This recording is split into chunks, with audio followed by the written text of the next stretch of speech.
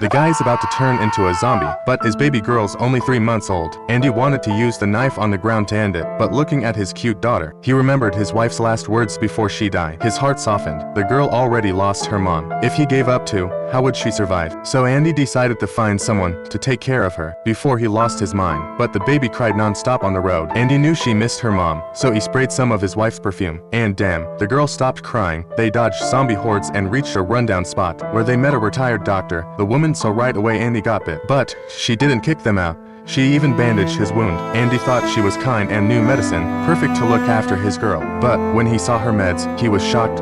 She had a terminal illness. Andy didn't want to drag her down or risk his daughter's future, so he kept moving. The zombie virus acted up more often, and his arm went numb. He knew time was short. Next morning, he said bye to the doctor and kept going. On the road, zombies attacked, but an old man saved them and took them home. Andy thought he found a good person, but the next second, the old man locked him and a native girl in a cage to lure zombies, then rob them. Smart Andy tied rotten meat to a rope, used zombies to pull the cage up, and they escaped with the baby. To keep from hurting them when he turned, Andy chained himself to a rock. Next day, he tried asking the girl for help, but she refused flat out.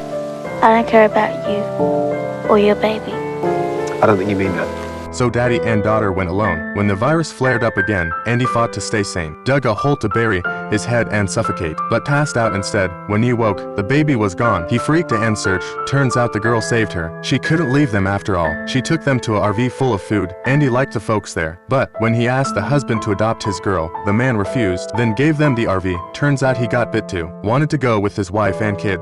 The family stayed together. Andy picked up the gun, wanted to end it with his girl, but then the baby said daddy for the first time.